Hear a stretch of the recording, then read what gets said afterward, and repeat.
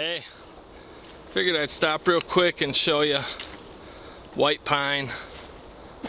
I know whenever I'm out with people, a lot of times they don't know how to tell the difference between the species of pines, but this is white pine, and the way I noticed it from afar,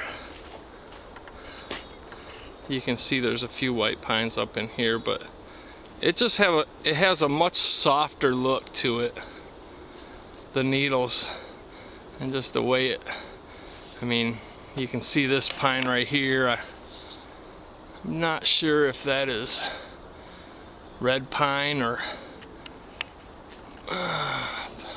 possibly Scotch pine.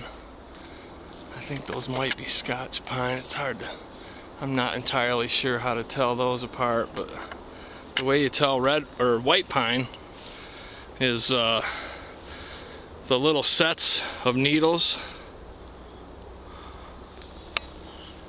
will be in fives.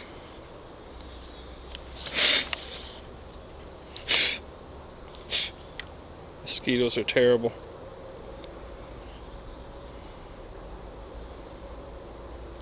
But the needles are in little sets, and each little set will have 5 needles, and that's how you tell white pine up close, by the needles.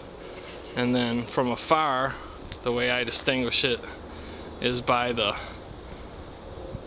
younger trees generally have smoother bark, and they have a sort of a dark gray, almost black appearance, and they have a softer look overall as compared to the 2-needle pines, which are red pine and I believe Scotch pine and a couple others.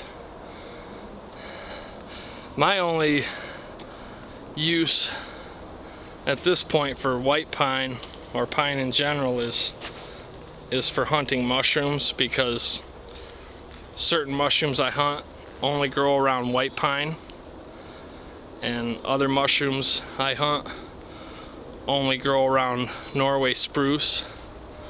And I don't find too many edible mushrooms that grow around red pine or Scotch pine in my area. In other parts of the country and stuff, people seem to do good around red pine for certain kind of mushrooms, but doesn't seem to be the case here.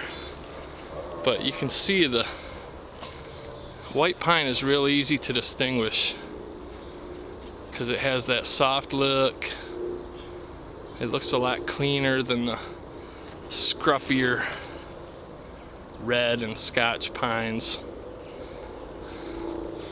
And each little cluster of needles has 5 needles. There's no other pine that has 5 needles around here. Only white pine. That's how you distinguish it. I just figured I'd mention that. I've had a lot of people ask me how I tell the difference. That's how I tell the difference.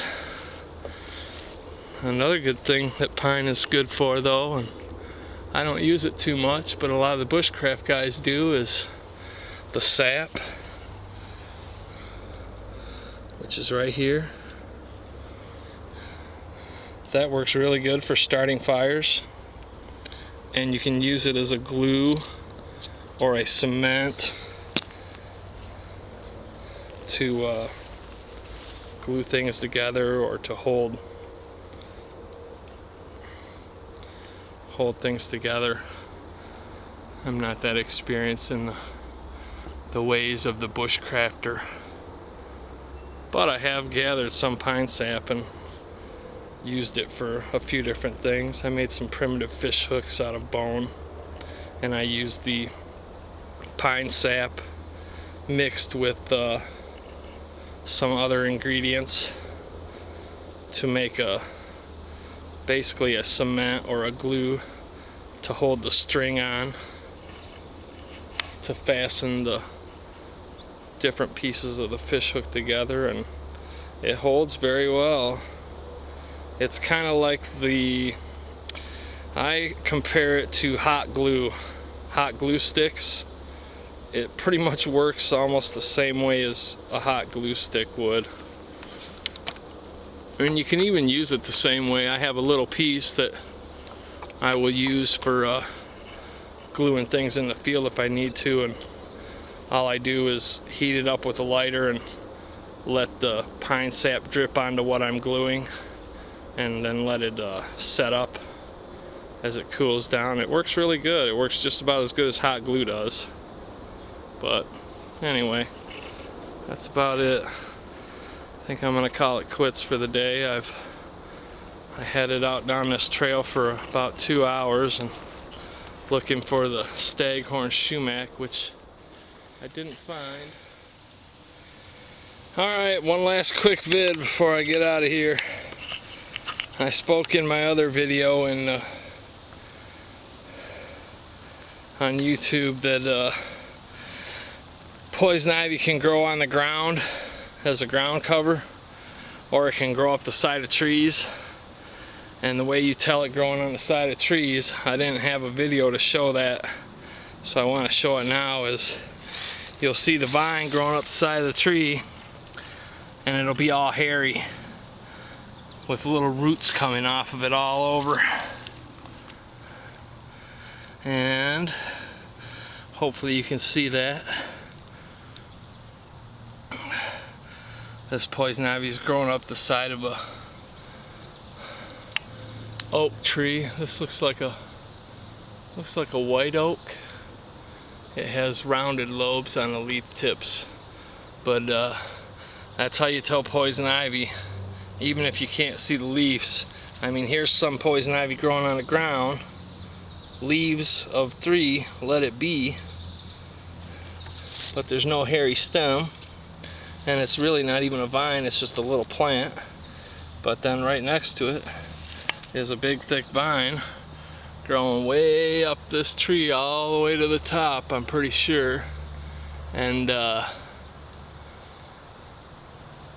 can't even see the leaves because they're way up in the canopy. But I know it's poison ivy because I can see that hairy vine.